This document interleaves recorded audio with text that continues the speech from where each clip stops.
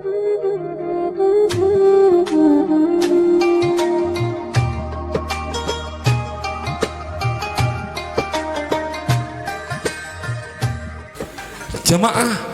dalam kitab Al-Fawaidul Mukhtarah Tuan Syekh Al-Habib Zain bin Ibrahim bin Smith, beliau berkata perihal melawan hawa nafsu.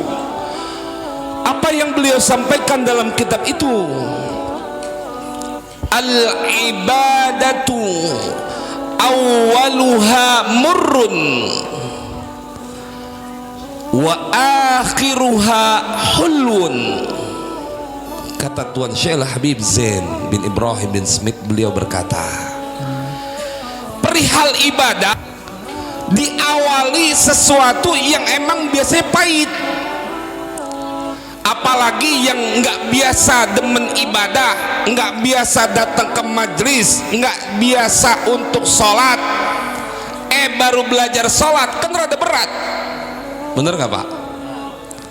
Yang nggak tahu ngaji diajak sama temen kudu ngaji kan pasti rada berat tuh.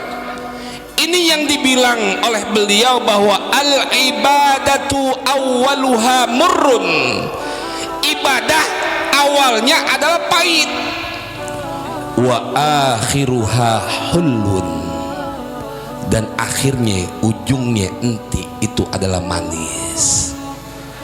Bahkan beliau mengibaratkan dalam kitab itu seperti orang yang mendaki gunung, butuh tenaga, butuh persiapan, butuh mental keyakinan untuk menggapai sebuah puncak gunung. Tentunya banyak pengorbanan.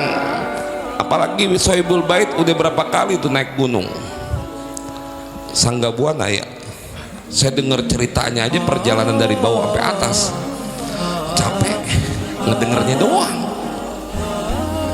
Artinya ini sebuah praktek, perlu pengorbanan. Ketika beliau menyampaikan dalam kitab itu, diibaratkan seseorang yang mendaki gunung butuh pengorbanan dalam perjalanan, bisa ngasoh karena dia tetap ingin mencapai puncak gunung.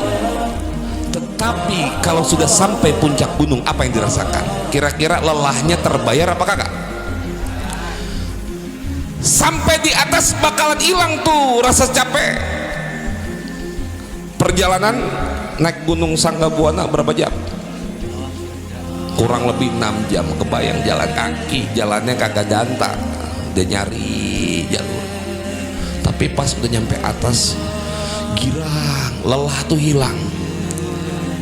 Kecuali ntar pas mau pulang, ya rada berat lagi turunnya.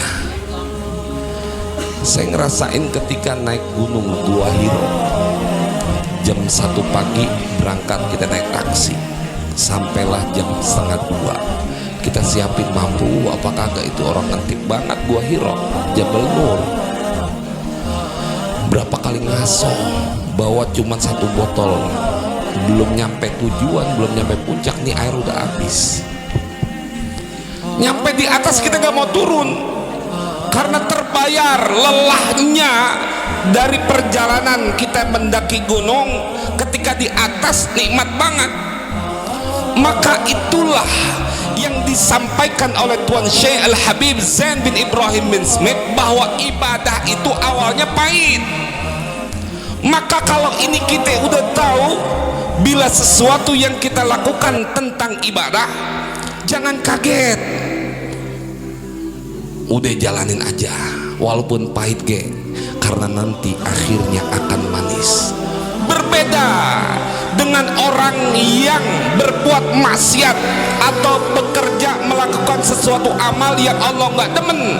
Ibarat orang yang di atas gunung, dia loncat kan adem tuh, tapi ujung-ujungnya nyampe bawah, kira-kira modar apa kagak? Modar.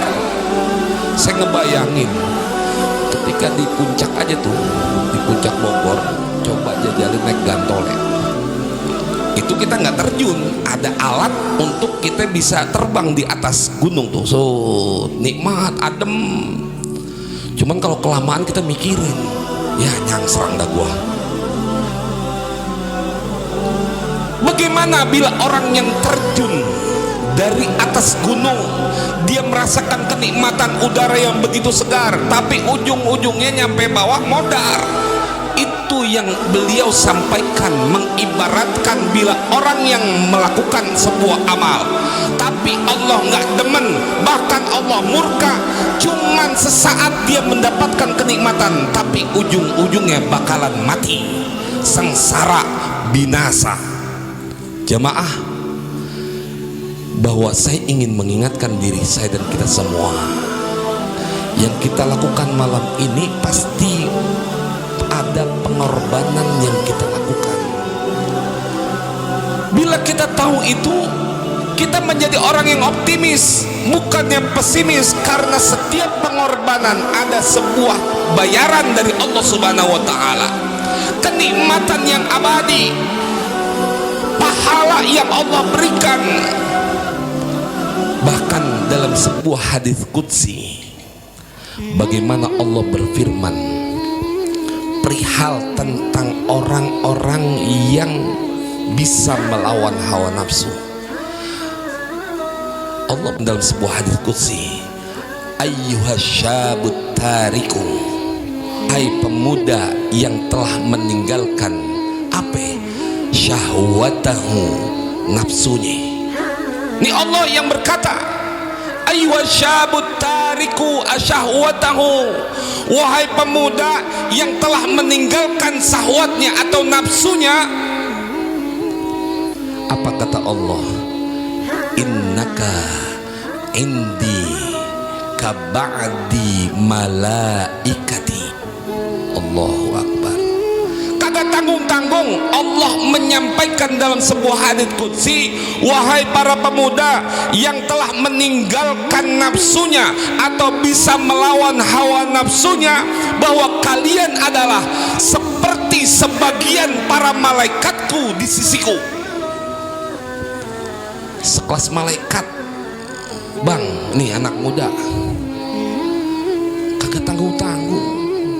Kalau kita ngerujuk pada kitab Ihya Ulumuddin, bahkan juga dinukil dalam kitab Al-Fawaidul Mukhtarah, Tuan Syekh Al-Habib Zain bin Ibrahim bin Smith pun berkata, selain Imam Ghazali juga menyampaikan bahwa Allah menciptakan makhluk dengan 3 bagian.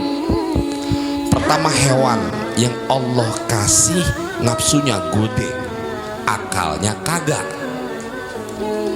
Malaikat yang kedua, malaikat Allah ciptain, Allah kasih akal tapi nggak punya nafsu. Yang ketiga, Allah ciptain makhluk yang Allah kasih akal, Allah kasih nafsu, yaitu manusia. Maka tadi di ayat pembuka, khalaqal insana fi ahsani taqwim, paling keren dah kita manusia yang Allah ciptain. Tapi tergantung kita pilihannya. Bila akal ini kita akan maksimalkan, optimalkan, bahkan bisa menekan itu hawa nafsu, maka kita akan menjadi orang yang bisa jadi kedudukannya lebih istimewa atau lebih tinggi dibanding malaikat. Allahu Akbar. Kan pilihan tergantung kita. Cuman bila nafsu yang kita miliki itu lebih besar dibanding akal yang Allah berikan, maka bisa jadi kita melebihi binatang. Na'udzubillah.